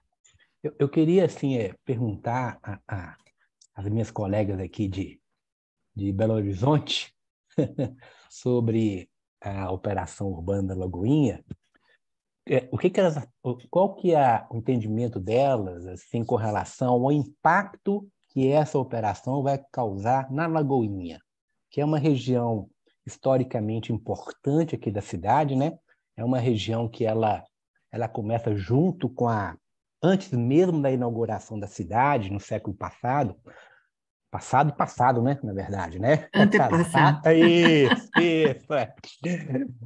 Ela já existia, né? Uma região muito tradicional na cidade, assim, tem toda uma história. Mas eu queria saber, assim, delas, o que elas pensam, né, desse impacto da operação urbana, né? Quais são os aspectos, assim, positivos e negativos com relação à espacialidade dessa região, em termos urbanísticos, em termos culturais. Elas falaram um pouco sobre a questão da participação da população, que né, como essa participação é deficiente, parece que isso é claro em todos os trabalhos, mas assim, em termos urbanísticos, né, qual que seria o resultado dessa operação urbana para essa área importante da cidade? Obrigada. Querem responder já ou tem mais alguma questão que possa contribuir aí nesse debate? Oi, Jefferson, tudo bem? Bem-vindo. É para responder ou esperar? Se você quiser fazer a reflexão, pode fazer. Olá, bom dia. Bom dia, Jefferson. Bom dia. Por favor, Lara, Silvia. Tá. Então, impactos, né, igual o Reginaldo colocou, né, é uma região histórica, né, uma das primeiras, né, que surgiu aqui em Belo Horizonte, mas, assim, positivo, eu penso, assim, que de impactos positivos, o que poderia trazer é melhorar, né, a infraestrutura, porque lá é uma região que sofreu a região da Lagoinha, ela passou por grandes projetos urbanos, desde da formação, assim, da cidade, né, depois a abertura da Antônio Carlos, e foi passando por diversos, né, hoje tem um complexo de viadutos que até os moradores, eles reclamam que é difícil essa travessia, né, antigamente falava-se que era 7 minutos da Praça 7, que dava para fazer esse percurso a pé. Hoje eles falam que não tem como ir a pé, para chegar no centro, esse percurso, né? Ele é feito com uma passarela estreita, mal iluminada, assim, eles reclamam muito dessa travessia, né? Que eles não conseguem mais, eles ficam, tipo, presos lá, né? E reclamam também dessa questão do ônibus, tudo, você tem que descer para Antônio Carlos, que ela foi recortada e tal. Então, acho, assim, que de impactos positivos, o que poderia, né, tem até um projeto, né, que não deu tempo de apresentar, mas no artigo a gente especifica, né? Tem até que já foi lançado o edital, que é fazer um parque naquela região do complexo de viadutos, né? Tentando integrar ao máximo, né? Fazer uma travessia, né? Privilegiando o pedestre, o ciclista, vai ter quadras também, tá? Vai ser um espaço, assim, tanto de travessia quanto de permanência, né, que eles propõem isso. Então, de termos, assim, positivos, isso poderia melhorar, né, esse complexo que é considerado hoje um ponto muito ruim, né, visto como um local perigoso, difícil, complicado, né, de andar e tal. E poderia ser positivo por conta disso, né? De melhorar essa travessia, de virar um lugar de melhor infraestrutura urbana ali, né? Tirar esse estigma, né? Mas pode ser ruim por causa dessa questão da gentrificação, igual até um morador falou. Ele comentou até comigo que essa questão do bairro ter tido esse estigma de lugar perigoso, tal, tem ali meio que uma cracolândia naquela entrada ali do complexo de viaduto, que isso um pouco, eles acham que isso também protegeu o bairro, que não ocorreu tanta especulação imobiliária, tipo assim, como na Floresta, como nos outros bairros, né? Que isso trouxe uma certa proteção nesse sentido, e eles também, né, que eu acho, concordo com eles, que de negativo pode ser isso também. Se começar a tanta investimentos, né, e os parceiros privados terem interesse, pode ser que ocorra uma especulação nesse sentido, né, e encarecer a região, e a preocupação seria isso. Será que essas pessoas que moram lá teriam condições de continuar vivendo nessa região? E do lado lá ainda tem a favela, né, Lara? Ainda da tem Pedreira, que também carece a moradia, né, dessas pessoas lá. Exatamente. A Aline tem uma pergunta também, né, Aline? Por favor. Eu queria fazer a pergunta para o Dario, porque apesar de que no trabalho dele ele faz aqui, né, nesse artigo, esse recorte para a gestão do Bloomberg, no final ele deixou ele mostrou esse caminho que no mestrado ele também aborda a gestão sequente, que é do de Blasio, né? E aí eu fiquei interessada em pensar se ele já consegue perceber quais são se ele conseguiu já identificar diferenças dessas políticas em função desses agentes, né? Que você mais ou menos começou a falar sobre isso e eu me interessei, pensando então como os agentes políticos pessoalmente acabam influenciando nessas políticas de zoneamento, nessas políticas públicas. Carla, faça a sua pergunta para o Dario já. Eu fiquei curiosa de saber como que se dá a participação popular lá em Nova York, um lugar bastante diferente daqui do Brasil, e se existe essa participação lá, como que ela acontece?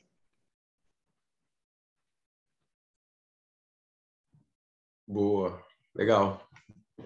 Posso responder agora já? Por favor. Tá. Então, sobre essa primeira pergunta, obrigado, bem legal. Tem sido bem interessante fazer essa comparação. Só para contextualizar, o Bill de Blasio, que sucedeu o Bloomberg, acabou de acabar a gestão dele, né?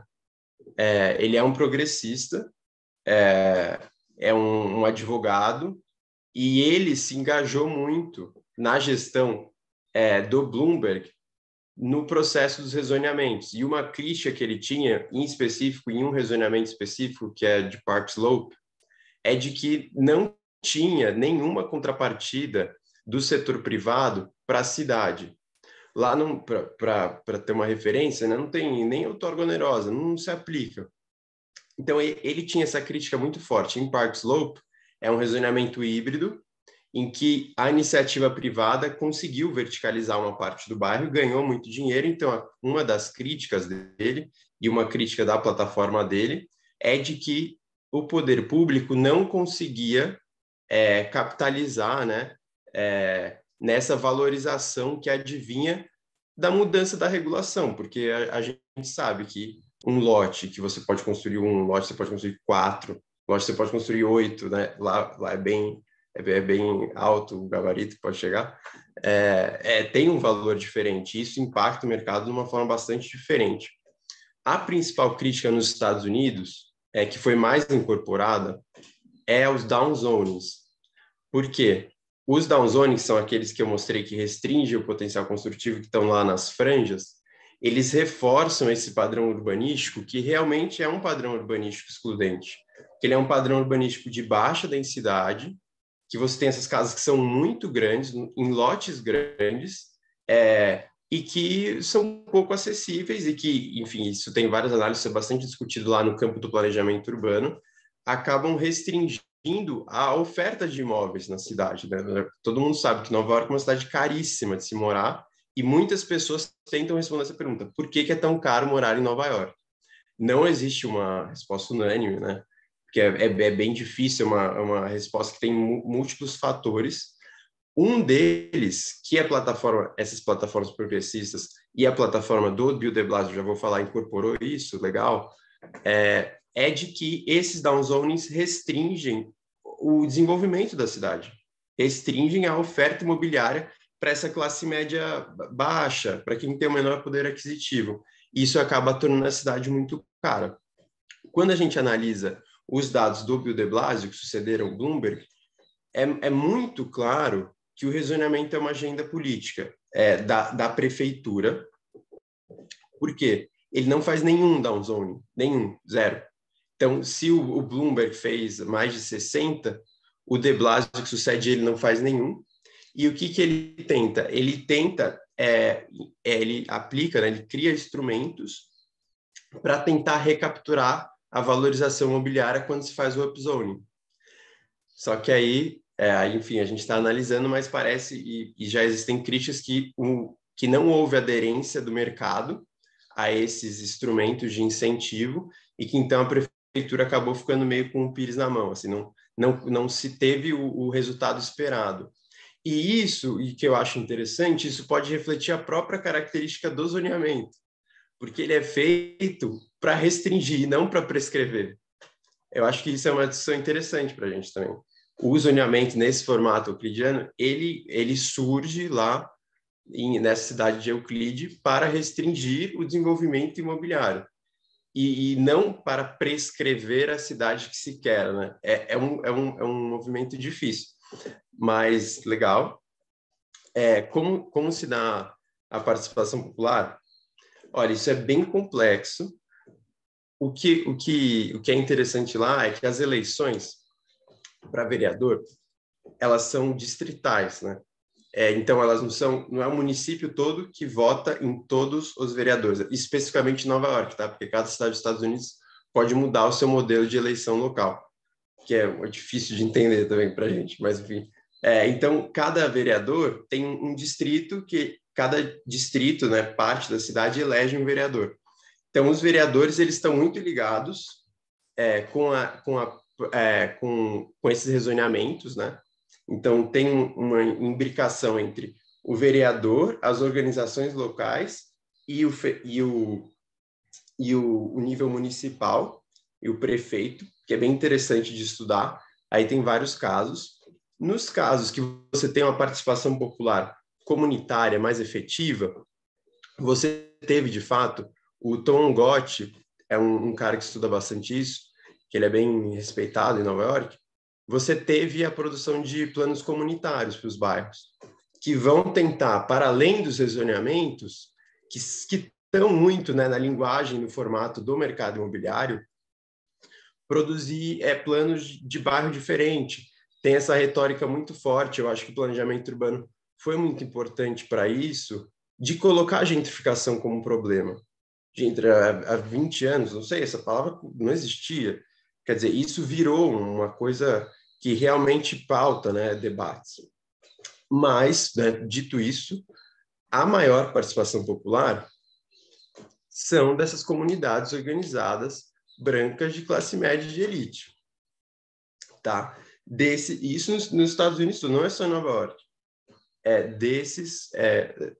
Dessas comunidades que o quê? Que querem manter o bairro como ele é, que não querem que o bairro se descaracterize, enfim, isso, em várias análises, tem, de fato, um fator de proteção do próprio valor imobiliário.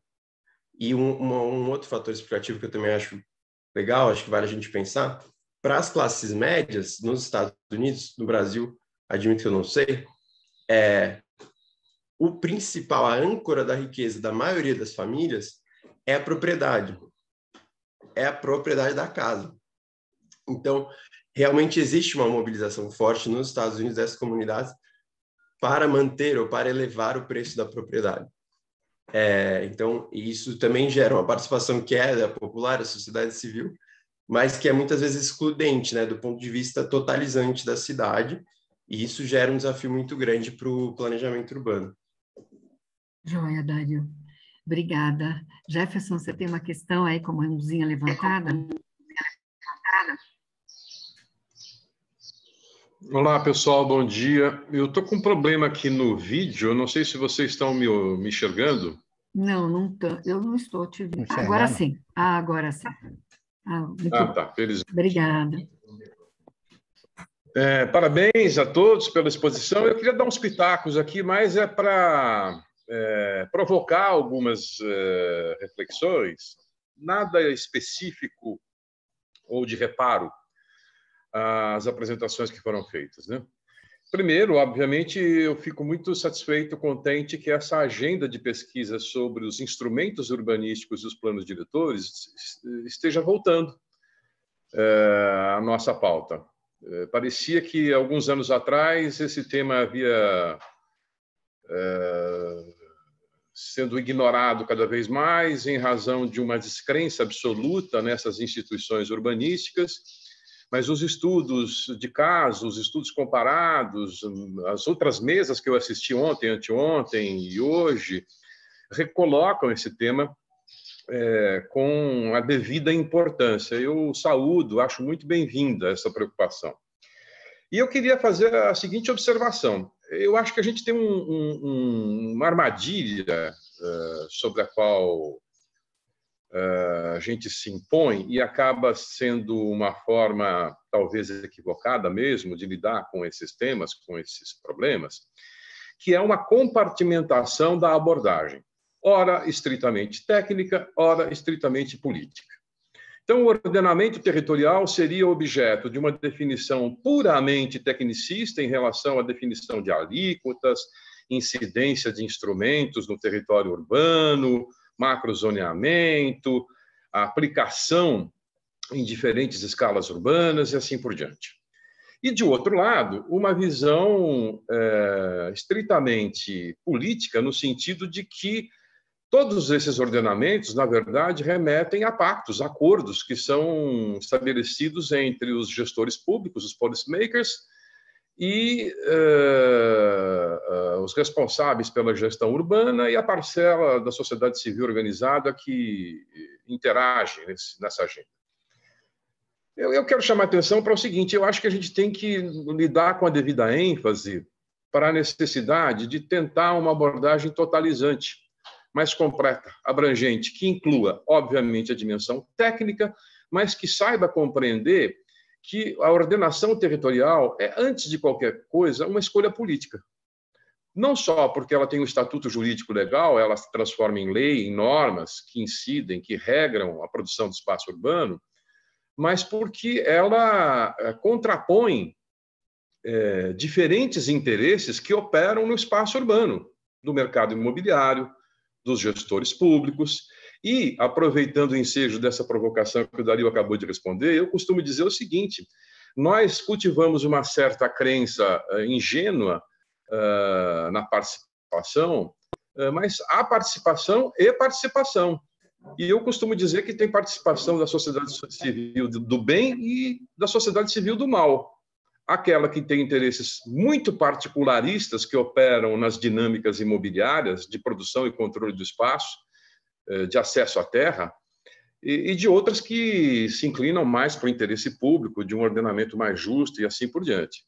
Enfim, fica aí uma observação mais de cunho pessoal, até por conta da minha formação, dessa tentativa de romper essa cisão do técnico com o político e ter um olhar um pouco mais completo.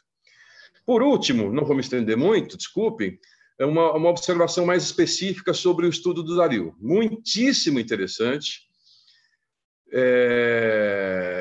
E aí fica uma pergunta, obviamente que não é uma imposição, isso aqui não é uma banca, mas a gente fica muito curioso em relação às eventuais hipóteses comparativas que você possa estabelecer entre o estudo que você faz do caso de Nova York e a tradição urbanística brasileira, em particular em relação ao zoneamento. Há um aspecto comum, porque esse instrumento ele é competência do poder local, tanto lá como cá. E, de maneira geral, o zoneamento, os estudos todos que nós temos na nossa historiografia, a começar pelo Vilaça, do espaço interurbano, demonstram que o zoneamento foi o principal instrumento de ordenação territorial da nossa tradição do planejamento urbano, muito mais do que os planos diretores. No entanto, a gente tem uma tradição de pensar o zoneamento na sua escala totalizante do território municipal.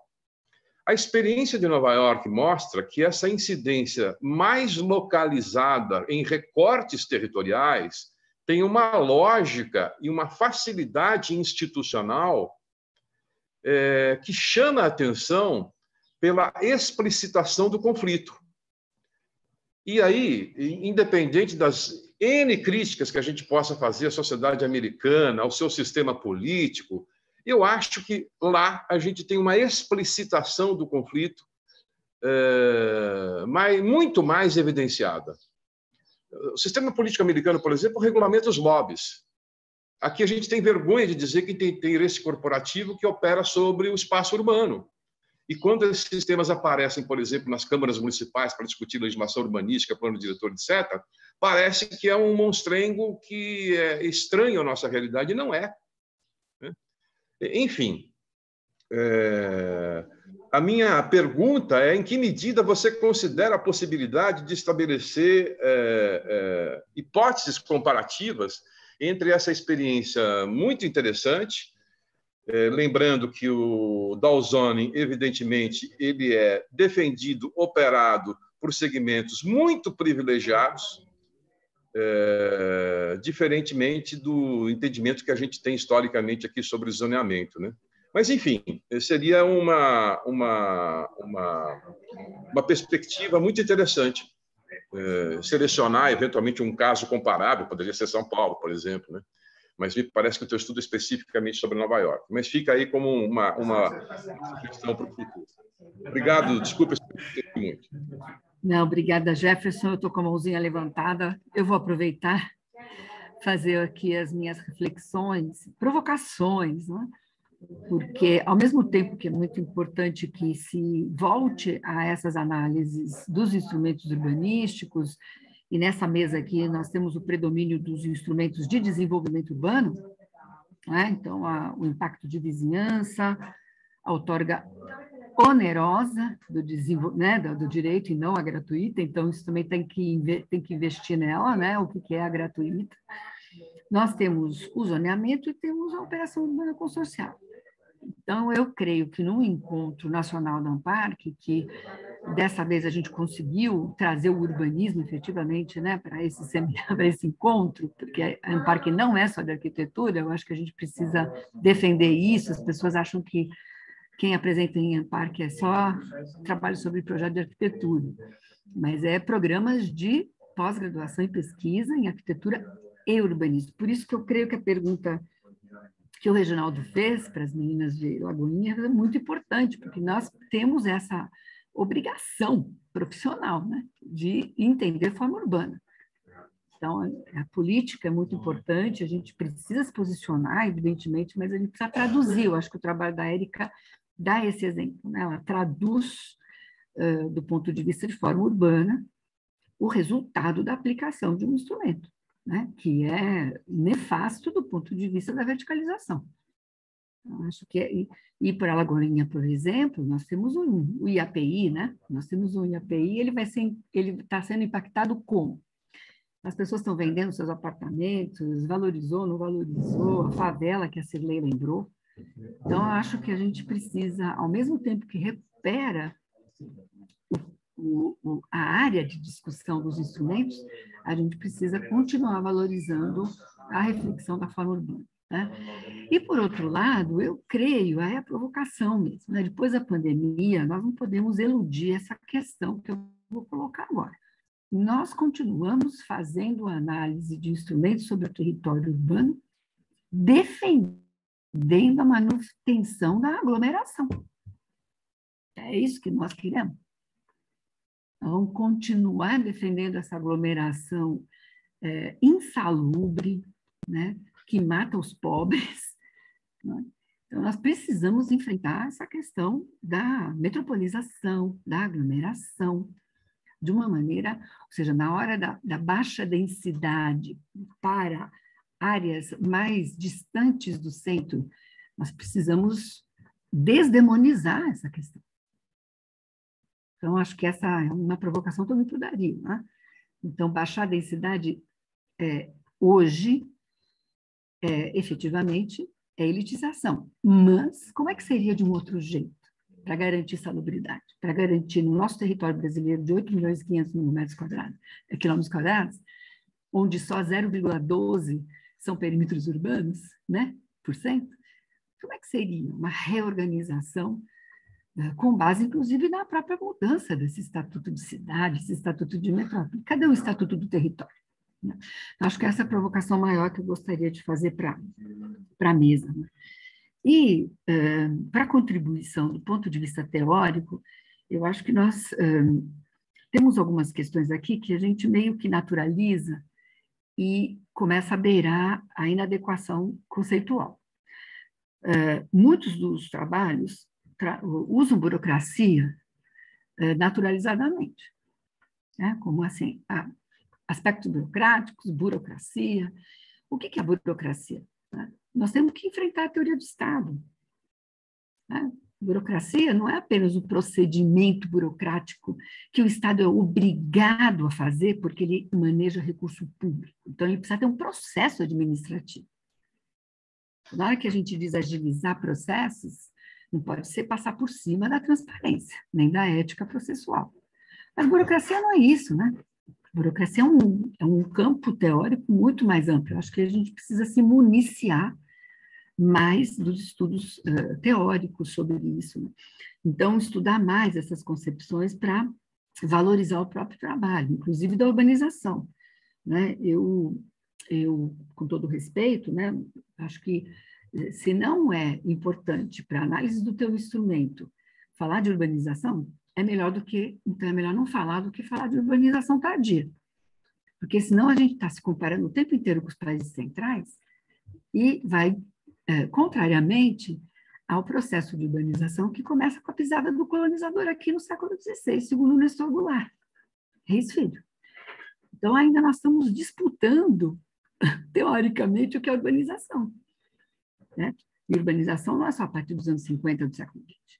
Então, acho que a gente precisa trabalhar um pouco mais essas questões que são teóricas, que nos ajudam e valorizam os trabalhos de vocês. E, por fim, eu queria colocar o seguinte, para mim, não sei se para vocês, né? Já vou acabar aqui para vocês falarem. É assim, a gente que trabalha com isso há muito tempo, que esteve na escrita do estatuto e tudo mais, a gente fez o que pôde, né?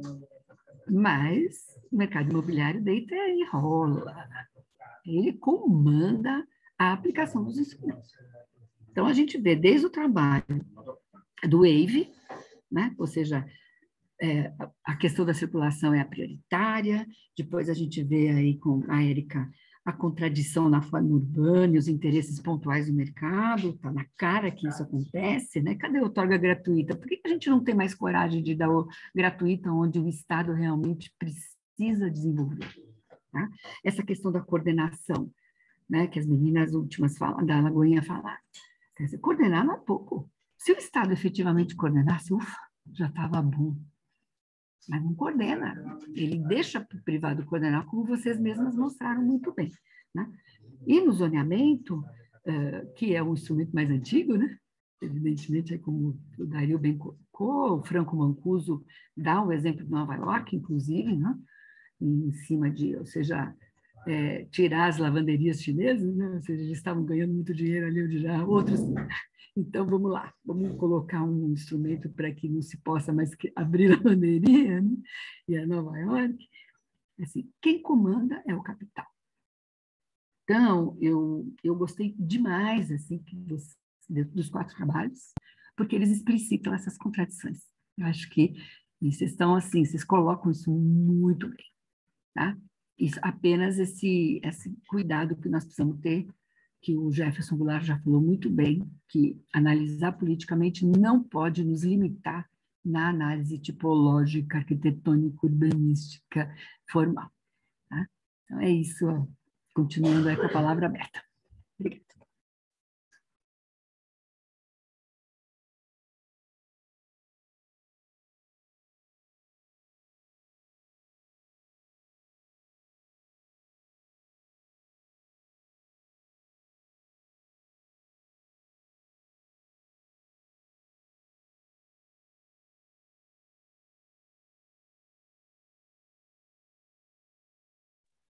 É provocação, não era acosso, hein, gente? Então, gente, eu gostaria de responder, mas como eu já falei um pouquinho, se alguém quiser ir antes, fiquem à vontade, tá?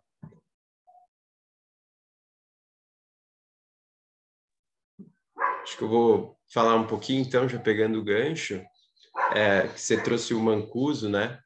E também nessa contribuição de pensar o caso brasileiro do Jefferson, que foi muito legal. Eu tenho usado bastante o Mancuso e a Sarah Feldman, né, para pensar o caso brasileiro. Também é um estudo bastante verticalizado, assim, bem interessante, sobre a importância, né, do zoneamento, principalmente em São Paulo. E a história do zoneamento de São Paulo se cruza com a história do zoneamento de Nova York, porque houve uma consultoria aqui do Moses para São Paulo especificamente. E aqui, né, o zoneamento, assim como a gente acabou de ver, e eu acho que isso na literatura está muito claro, ele nasce para excluir usos indesejados, só que esses usos são pessoas também, né? Eu acho que o Mancuso traz isso muito bem quando ele fala das lavanderias chinesas, que ele fala que é um contorno da legislação, porque você não pode falar que uma determinada demografia, né, não pode frequentar uma parte da cidade, mas se dá um jeito de dizer que uma determinada atividade não pode acontecer num centro movimentado, porque ela gera incômodos, né? E eram justamente as lavanderias de imigrantes que acabam sendo expulsos. O que eu acho que os projetos progressistas, políticos, se contorcem, e eu acho que pesquisar isso é muito legal. Existe essa palavra, né? Isso foi feito nos Estados Unidos, existe zoneamento inclusivo para se opor ao zoneamento excludente, né? Só que esses projetos, na prática, eles são complicados, porque é o que você falou.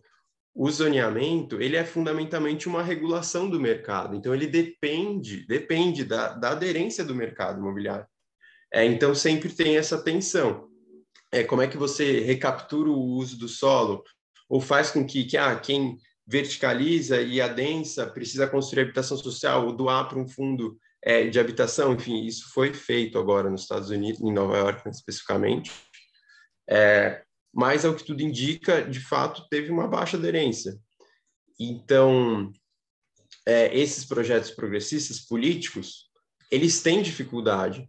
Isso não significa dizer que a gente vai cruzar o braço e não fazer nada, porque também me parece uma besteira, que é o que acho que o Jefferson trouxe agora, de achar, então o capital vai sempre mandar, então o planejamento é um espelho do capital, então o planejador urbano não segura a caneta, né? Quem segura é o capital. Então é assim. Aí eu acho também importante esse tema da burocracia, e até a própria visão do Weber, né, da separação entre a política e a técnica, de que não é nem só técnica, nem só política, é sempre os dois, e fazer política é fundamentalmente a arte de combinar essas duas coisas.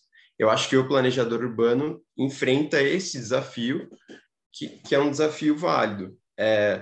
Na minha visão, eu estudo planejamento urbano, e eu acho interessante esses estudos, e os estudos dos colegas também, justamente porque eu acho que o Estado tem agência, eu não acho que é uma simples cópia, né, um espelho do capital. Tanto que é o que eu estou trazendo. Poxa, você tem gestões diferentes com agendas políticas diferentes, isso vai criar instrumentos diferentes. Não significa que esses instrumentos novos, né, enfim, sejam maravilhosos, ou que, e eu acho que a participação popular também é interessante nesse caso, porque muitas vezes é usado como um coringa, né? Então, bem, se teve participação popular, então significa que o instrumento é do bem. Não é. Às vezes é o contrário. E isso é muito legal, o planejador urbano. Por quê? Porque é o planejador urbano que vai ter a dimensão de cidade, que vai ter a dimensão de totalidade, que vai ter esse compromisso para mediar o local e o municipal, e o total, enfim. Eu acho que são discussões interessantes, gostei dos comentários. Não faço ainda, tá? Já estou uma comparação com o caso específico brasileiro, porque é muita coisa, mas pretendo, acho super interessante. Fica para o doutorado. E eu quero só lembrar que quando a gente fala de São Paulo, não é o caso brasileiro, né? Desculpa, é Com verdade. todo respeito, que é um probleminha aí da FAO, né? Então, vocês estudam São Paulo e diz que o Brasil é igualzinho São Paulo. E eu sou militante de que a gente não é isso. A cidade de São Paulo é muito diversa. E a Sara Feldman é uma das pessoas que batalham muito isso. As cidades brasileiras são muito diversas, claro que. Então, um pouco aí essa ressalva que é importante. Contestando, inclusive, o orientador dela, que foi o Vilaça. Não, é porque, assim, claro que, do ponto de vista sistêmico, né, nós temos aí uma questão de estrutura urbana básica mas como se manifesta, né, a urbanização como processo social, e mesmo a forma urbana, ela se manifesta de maneiras específicas, né, em cada município. Né? Então, essa é uma questão que a gente precisa valorizar. Mas eu acho que no caso de comparação com Nova York, São Paulo é inegavelmente o grande caso, né? Evidentemente. É a maior cidade do Brasil, onde está o capital, né? Então, e inclusive é interessante, igual nos Estados Unidos, né? Considerando a escala das cidades, que a Aline está dizendo, e também considerando que Nova York e São Paulo, ambas não são as capitais dessas nações. Isso é uma coisa muito interessante. Isso não é de menor importância. Para a América Latina, o fato de São Paulo ser a maior metrópole do Brasil, não ser a capital do Brasil, a gente está explorando de uma maneira bastante cuidadosa. Bom, nós estamos a poucos minutos de finalizar a nossa mesa. Não sei se algum colega, alguma colega gostaria de fazer algum comentário. Foi muito bom. Eu só queria agradecer mesmo. Muito bom conviver com você. Sim, Cirlei, claro. Não, é muito bom o trabalho que vocês estão abordando, os cuidados metodológicos, para todos nós, não é só para vocês, nós mesmos, todos temos que ter cuidado com a teoria, né? Para que não fenomenologizemos demais e não né, deixar de trabalhar o que é a teoria urbana, e buscar uma teoria urbana latino-americana mesmo, né? Como é que se dá aí na nossa região. Muito obrigada mesmo, obrigada a todos e todas, a quem veio assistir e ajudar, como o Jefferson, aí, nosso colega, professor. E acho que é isso. Obrigada, Aline, por ter moderado aí comigo. Foi ótima a mesa também. Muito bom te ver. Muito bom também, Aline. Eu vou, então, finalizar a mesa, agradecer e nos preparar para a próxima, que eu vou coordenar também daqui uns 5 minutinhos. Obrigada. Obrigada. Tchau, tchau, obrigada. Até mais. Bom dia. Tchau, obrigada. Tchau. Obrigadão. Tchau, tchau. Abraços. Tchau, tchau. Tchau, abraço. Abraço.